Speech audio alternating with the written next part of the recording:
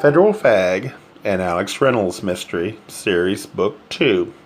Author Fred Hunter, publisher St. Martin's Press, New York, 1998. Narrator Eric Ost. For Raymond Dragon. Chapter 6. We tried to urge Mother to move into the Hotel Windermere by the sea, along with us, but she would have none of it. She thought it just possible she might be able to find out something for herself if she remained in Patrick's building. I'm sure the murder will be the talk of the building. I'm bound to be able to pick up some information. You know, I think I'm legitimately worried about your safety, I protested. Why? There's no reason to connect me to anybody or anything here. Yet, I said, that could change if you're too obvious in your snooping. Mother bristled, then replied in her most prim British accent. It would appear, darling, that it's only snooping when it's done in the third person. In the first person, it's investigating. I was suitably abashed. I blushed so hotly I thought my hair might burn off. Peter and I returned to our hotel to freshen up and get some rest before the party. I took a long bath that lulled me into the kind of repose from which it is very difficult to rise. When I was finally able to pull myself out, Peter took a shower, and then we adjourned for cocktails on the balcony. We were wet and warm, mellow from the water, and even more mellow from the drinks.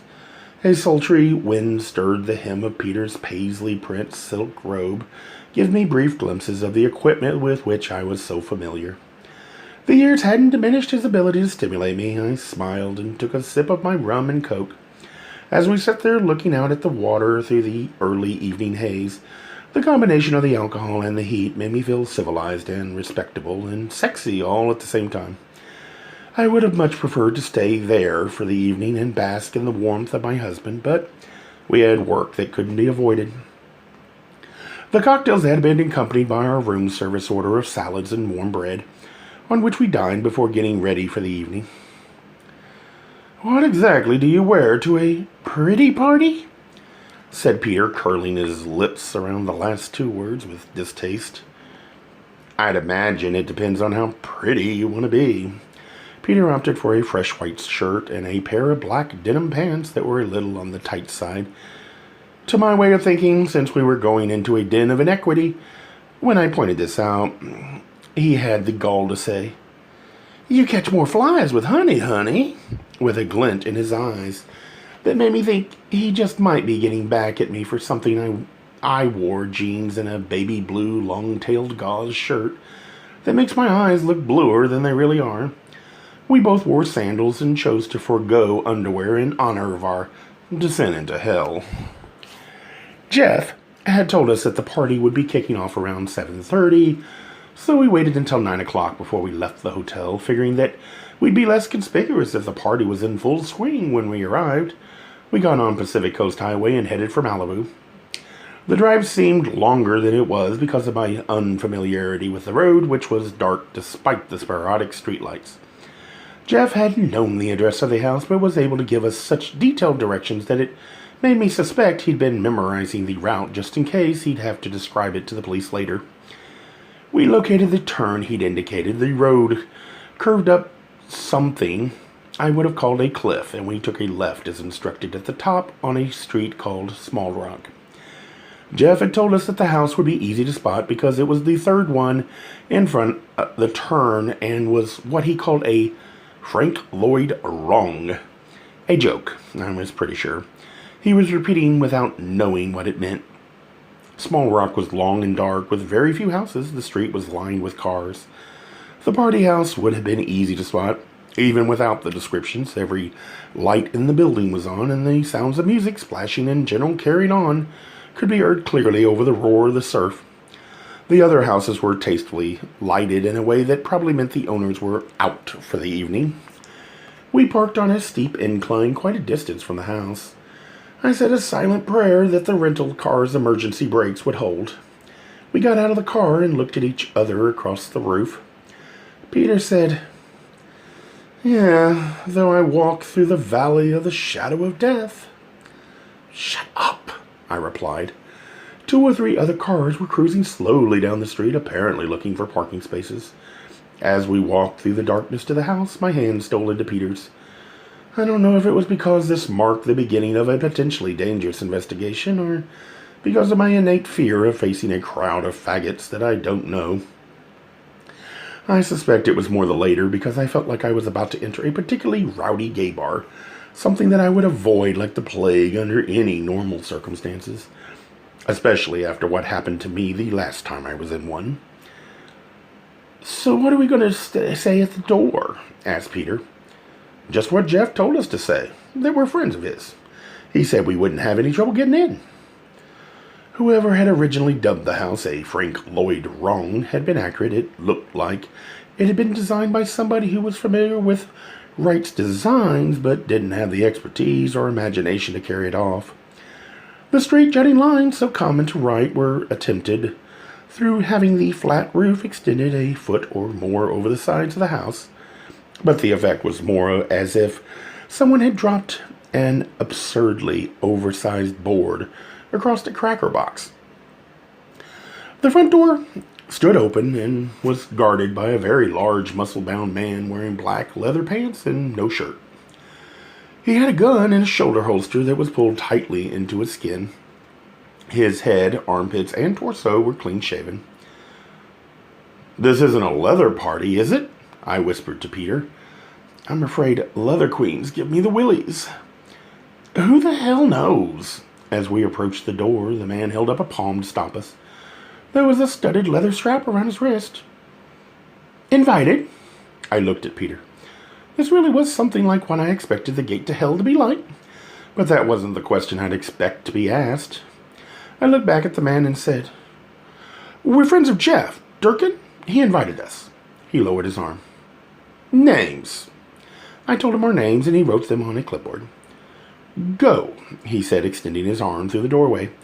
We walked past him, and he turned back to the darkness to greet the next arrivals. I whispered to Peter, "I feel just like Julie Andrews in S.O.B. The room that we walked into was what I'd thought of as a Californian nightmare. There was glass everywhere. The west wall seemed to consist entirely of a window that looked out over the ocean. There was delicate objects, d'art, everywhere, on occasional tables and pedestals and showcases, as if daring an earthquake to touch them. A long, narrow deck stretched across the outside of the front windows. There were a few men there draped along the railing, smoking and sipping cocktails. It looked like a scene from Now Voyager. "There's an awful lot of noise for so few people," said Peter. We stepped through the sliding doors onto the deck, and though no heads turned in our direction, I had the feeling that everyone there had glanced at us and immediately sized us up. Exactly like in a gay bar. Once outside, we could see that the deck continued along to the side of the house, and the bulk of the party appeared to be going on there, hidden from direct view. We followed the deck around the corner and thought we'd walked into a Roman orgy. The deck swung out into a huge wooden patio on which was a veritable sea of men in all stages of dress and undress. Everything from tuxedos to pubic hair, conservative coifs to pierced navels and nipples. The very type of varieties that's supposed to make the gay world so diverse, and usually just manages to make me nervous. Speakers, mounted at the corners of the eaves, were blaring out, "Walk like an Egyptian." Several of the men were trying to do just that and sported the eye makeup and loincloths to prove it. It made me smile to hear the bangles again and reminded me of one thing I love about my brothers and sisters in gayness, always at the forefront of fashion and never afraid to be retro. In the center of the deck was a large lighted pool reminiscent of the bath in Spartacus, in which several naked men of the lifeguard variety were swimming leisurely laps. Japanese lanterns were strung around the perimeter of the patio in an obvious attempt at kitsch. There were 3 or 4 men. I was never quite sure how many because they were circulating around the periphery of the party, dressed in pseudo-police garb. At first I thought they were just further examples of the colorful variety of guests. But I noticed that they were packing none too discreet guns, so I took it that they were there to make sure that things didn't go too far out of hand. I couldn't imagine what kind of boundaries this event had. The guests all appeared to be having a good time, as if, despite this wretched excess, the noise and the nudity, this was nothing more than a good, clean fun. At least that's what I thought until a boy who looked no older than 15 flounced in our direction. He was clad in a short toga which exposed one sunken nipple. He didn't look clean-shaven. He looked as if he hadn't begun to develop facial hair yet. He preferred a shallow bowl full of pills and said, "Have one. It'll really loosen your pucker hole." My butt clenched, and I said primly, "Mine is quite loose enough, thank you." After the boy had swung away in another direction, Peter turned to me and said, "Sodavoki." Jesus Christ, we've landed on the planet Satyricon. I chalk it up to the years we'd been together that he'd read my mind. Like most of our brethren, Peter and I live your basic, typical, respectable middle-class lives. All of our gay friends are in committed relationships and have been for years, as are most of our straight friends. This type of gay subculture soiree is about as foreign to us as a bestiality luau would be to a fundamentalist Christian, and just as unnerving. The music segued into another Bengals hit, External Flame, and several of the men paired off for a slow dance.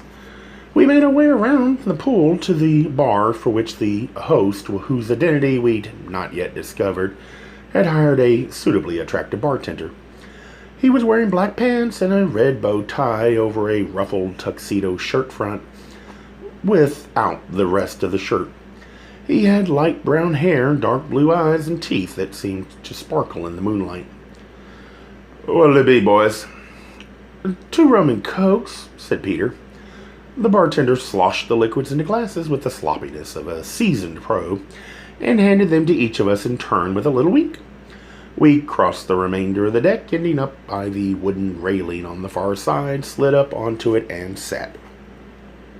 From this vantage point, we could view most of the action, and since nobody seemed to be paying any particular attention to us, we used the opportunity to survey the partygoers. I don't know what I'd expected, but I was relieved that there was no overt sex going on. However, I had the uncomfortable feeling that if anyone shouted "action," I'd find myself in a scene from Caligula. Despite everything, it seemed to be progressing like a normal party. People were standing and talking in various cliquish groups, the only difference here being the rather bizarre disparity of dress. In one group, an extremely striking man in a tuxedo was casually discussing something with a man who was dressed, as near as I could tell, as Nefertiti. In another group, 3 men dressed in white shirts and pastel pants, a sort of post-Miami Vice casual, were talking to another man who was wearing a G-string as if they were carrying on normal business meeting. For all I knew, they could have been doing just that. A hulking, athletic young man lifted himself out of the pool near where we were standing. He was naked and strutting with the bravado of someone who's trying to convince you he's comfortable. He walked over to us, smoothing back his dripping hair. "Hi!" "Hello," I said with that, "where do I look?" feeling that I get when someone greets me in the locker room at the health club. He sniffed a couple of times and said, "Do you know anybody here?" "Not really," said Peter. The man shrugged, said, "Neither do I," and dove back into the pool.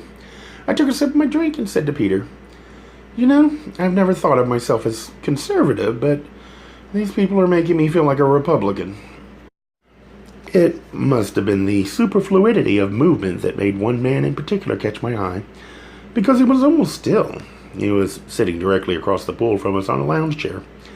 He had a head of very long, unruly black hair and a bushy black beard, as well as a thick coat of dark body hair. Visible, since he was only wearing swimming trunks. There was a drink sitting on the left arm of the chair, and in his right hand he held a cigar from which he took a puff, just often enough to keep it lit. It was the only movement he exhibited, even though he was wearing very dark sunglasses. which was odd in itself since it was night. I had the sense that his eyes were on the move, and I had the even more uncomfortable feeling that they'd shifted in our direction more than once. The party seemed to be slowly whirling around him. I cleared my throat to get Peter's attention and directed him to the ape-man with what I hoped was a discreet nod. "Not one of the actors," said Peter. Before I could respond, I heard a slightly familiar voice say, "Hi!" Jeff Durkin had appeared at our side without our hearing his approach, which wasn't surprising with all the noise, but it was disconcerting just the same. He wore a dark blue thong and nothing else. I suppose that dressing for this party for him had merely amounted to slipping out of his onion skins. I'd be lying if I said I didn't notice that he really did have the body of a Greek god, even if it was a shortish one. His Kubrick face still seemed out of place on that masculine torso. He was carrying a full champagne glass in his right hand, and he sipped at it repeatedly as if it were a nervous habit. "What do you think?" he said. "Doesn't leave much to the imagination," I replied. He made a smacking sound and smiled. "I mean about the party." "It doesn't leave much to the imagination." He laughed a little too quickly and loudly, and I thought he just might have partaken of the bowl of pills being circulated by the vassal. God, I thought, you're so young. I had the nagging feeling that I was going to want to save him, despite the fact that I'd already failed with Patrick, or maybe because of it. "So how's it going? Have you found any of Patrick's friends?" "We just got here," said Peter. "We haven't had much of a chance to meet anybody." I couldn't help catching his doubtful tone. He sounded as if he thought it preferable to remain unacquainted with our fellow guests. "Well, Brett Lover's here. I've seen him," and said Jeff, starting to gyrate in time to the music. "Isn't this great?" I didn't respond right away. I was so agog at the surroundings. "Isn't it?" Jeff repeated with the wide-eyed urgency of a teenager who desperately needs his opinions validated. "It reminds me of the Poor Ginny number in Star." "Huh?" "There is absolutely nothing that can make you feel older more quickly than that one syllable. A Julie Andrews movie. For some reason, our foray into this fag bash keeps bringing Dame Julie to mind." "Oh, yeah, right," replied Jeff in a distant way that verified that he had no idea what I was talking about. I sincerely hoped it was Star he'd never heard of, and not Julie Andrews, but I wasn't about to press my luck. "God, look at that guy," said Jeff, pointing at one of the pool bunnies. "It's like being in a candy store. Look at them." There were now about a half-dozen men swimming languidly back and forth. I almost expected Esther Williams to rise from the center of the pool, wearing nothing but a crown of sparklers and a smile. "What are you doing?" I said. Jeff looked at me as if I were a bit slow. "Auditioning." I fought the urge to cluck my tongue, which I knew would make me sound even older. Instead, I said, "Do you know a lot of the people here?" "Only the ones I've acted with. Some of the others I've seen some of their videos, but I don't know them, and there's some directors here, I think, and some producers. At least, that's what I heard." "But you don't know if any of them were friends of Patrick's?" He said easily. "Like I told you, I don't know any of his friends." I glanced at Peter. This was going to be harder than we thought. We couldn't very well go around asking these people if they'd known Patrick without drawing attention to ourselves, and I was afraid we'd already done that with at least one person. "Jeff," I said cautiously, not wanting to attract the further notice of the man on the lounge chair, "do you know who that man is?" "Which one?" "The hairy one, across the pool." He started to rotate his ass seductively in time to the music. He made no effort to disguise the fact that he was peering across the pool. The ape-man had been joined by a man in a dark gray suit who now crouched beside the deck chair and was talking to the ape, quietly but intensely. The suit looked out of place because it was too middle of the road. Everything else was either overdressed or underdressed. The suit just said business. I wondered what he could have to do with the ape. "Oh," said Jeff, his voice going up an octave. "Course, sure, that's Derek." Derek Holmes. This is his place." He directed the video that me and Pat did yesterday. Hi, Derek. Jeff waved happily. I'm not sure, but I think Holmes's head moved very slightly, and he flicked a cigar ash in Jeff's direction. So that guy is the director for Man Productions? Asked Peter. He is Man Productions, Jeff replied with childlike awe. He's the producer and the director. You mean nobody else works for the company? I mean, besides the actors. Sure, there's a guy that does the camera. I mean, Derek tells him what he wants. That's how much in control he is. Ridden Forrest, he's the cameraman. That guy over there, Jeff pointed, an unremarkable man who sat alone on a stool by the side of the house. Is this where you filmed?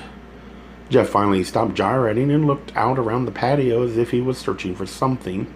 He bit the nail of his index finger absently. Actually, we did it over there, he said, pointing at the opposite corner of the pool. Derek usually does his own plays, and I think he has a warehouse he uses somewhere. Peter said, Could you point Brett Lover out to us? The music changed again, this time to Gloria Gaynor, and I Will Survive, which I found unfortunately hopeful under the circumstances. As Jeff surveyed the crowd, the pseudo-Egyptian started to a line dance. There he is, said Jeff, pointing to a pair of men talking by the bar.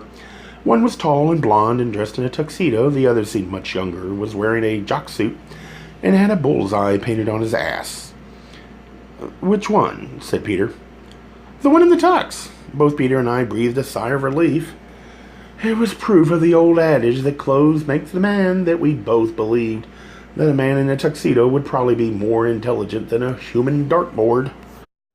Oh, look! Derek's free! I glanced across the pool and saw that Jeff was right. The man in the gray suit had disappeared. I gotta go over and make nice with him, said Jeff. I could use the work. He's only used me once. With this, he proceeded to dance his way slowly around the pool, apparently savvy enough to make his route a little circuitous, so that his intentions wouldn't be obvious. I had the feeling that the director was smart enough to see through the ruse. Used once, but it lasts a lifetime, said Peter solemnly. We watched as Lover said something to his companion, then left the bar for an isolated space by the railing. He leaned up against it in a pose lifted directly from the International Mail Catalog. He was taller than most of the people there and very slender. He had a thin Germanic face, sharp blue eyes, pointed nose, and a small mouth with disproportionately thick lips. On him, this wasn't a flaw. If anything, it made him look exotic. His hair was parted in the middle, and there was a pair of round glasses poised on his nose. His bearing, coupled with his looks and the tuxedo, made him look as if he should be attending the Academy Awards rather than a debauch. As we approached, he turned toward us with an expression that said he was receiving. Hi, I said lamely. I'm Alex, and this is Peter. He said, pulling a cigarette from the inner pocket of his jacket. Can we talk to you a minute? He lit the cigarette and said, Video or escort? I beg your pardon. I have to tell you ahead of time. He paused dramatically to take a pull at that cigarette. Without tilting his head, he blew a stream of smoke over my head. If it's a video, I'm very selective. I don't work with cheesy companies. He looked down his nose at me as if he was sure that I made nudie movies in public bathrooms and an 8mm camera. We don't make videos, I said. He brightened a little, a smirk playing about his lips as he glanced at Peter, then turned back to me. You need an escort for the two of you. In another of my all too frequent lapses of intelligence, before I could stop myself, I said, Why would the two of us need an escort? Peter rolled his eyes. Lover made a great show of stifling a laugh, his right hand gliding up to his mouth as his shoulders slid up and down a couple of times. Peter cut in. No, we don't need an escort. We just wanted to talk to you. You're not fans, are you? He said, emphasizing the word with distaste. Actually, I don't think we've ever seen you before, said Peter with a malicious twinkle in his eye. We're friends of Patrick Gleason, I added quickly, hoping to distract him from Peter's tone. Oh, Pat, yeah, he replied with disinterest. You know he's been killed.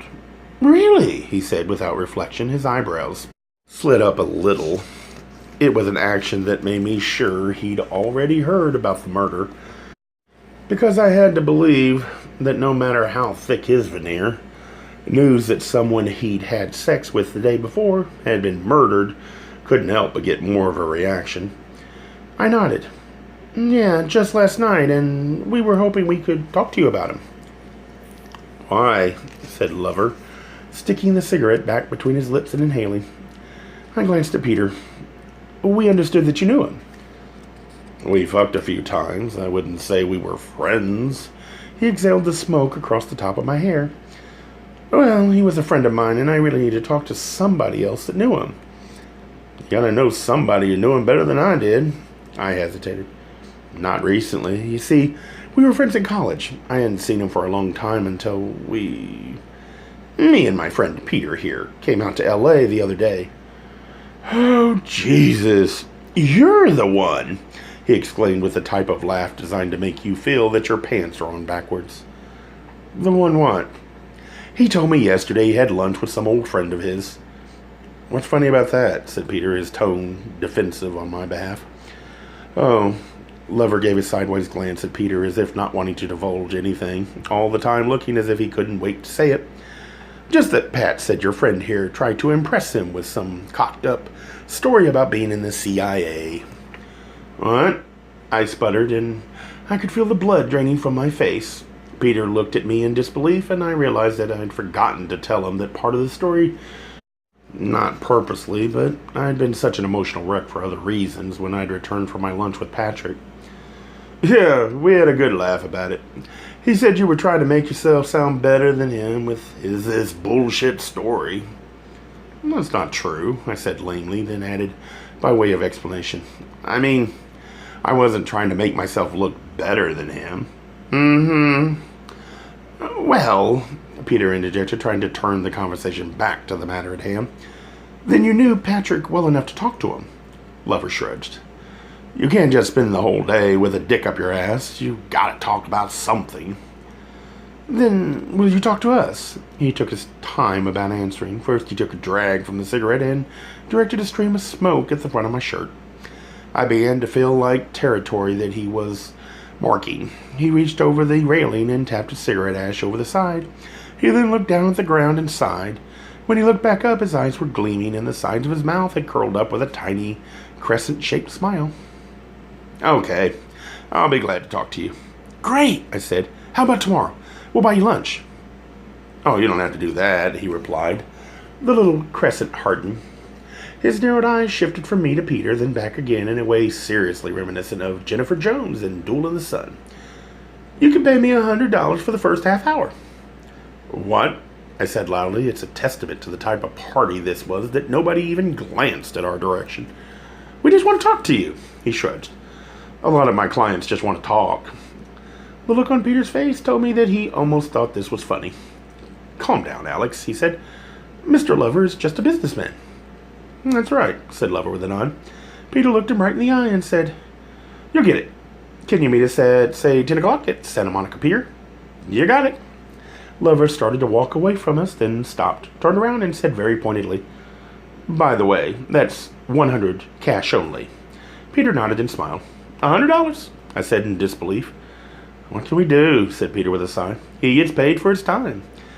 We want him, we have to pay.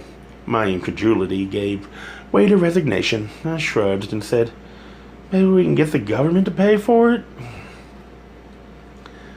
We stayed for another hour or so, trying our best to mingle and see if, just maybe, Patrick's murder might be the topic of conversation among some of the guests, so we could talk about him without intruding the subject into the discussion ourselves. Most of the talk that flitted our way consisted of fuck this and fuck that and fucking something else, so it was hard to tell whether people were actually having a conversation or just rehearsing the lines. For their next videos, basically it was like riding the bus in Chicago. Somewhere during our canvass of the crowd, Holmes disappeared from his throne lounge chair. We made our way through the crowd as YMCA blared out from the speakers. We reached the side of the house and turned the corner to find the narrow deck deserted except for a solitary figure. There were no lights there, so he was backlit dimly by the glow from the kitchen filtered through. The living room onto which this part of the dark opened. However, we could see enough to determine that it was Derek Holmes. When we rounded the corner, he was leaning on the railing, looking out at the ocean and smoking another cigar. He looked as if he were waiting for someone. When he heard us, he turned in our direction. He had rid himself of his trunks and donned a white nylon robe that you could have seen through with cataracts. Had he bothered to tie the sash that hung loosely at his side? As it was, the robe only served to display his cock like a badge of honor. His presentation gave me the creeps. It was as if he knew what turned men on and was contemptuous of them at the same time. "I haven't seen you guys before," he said huskily. His voice was a cross between Lauren Bacall and Peter Lorre. "No," I said. "I don't know you." "No, we were invited, though." For some reason, I didn't want to say who'd invited us. "Oh, I'm sure. Don't worry. I didn't mean anything, just stating a fact. I'm Alex, and this is Peter." "I see." He leaned an elbow on the railing and looked out at the ocean again. I felt like we were waiting for something important to happen, like lowly subjects waiting on the pleasure of the king. Despite the clamor from the patio, the air seemed to tingle with the silence that hung between the three of us. At last he spoke with the darkness, the scruffy beard and hair.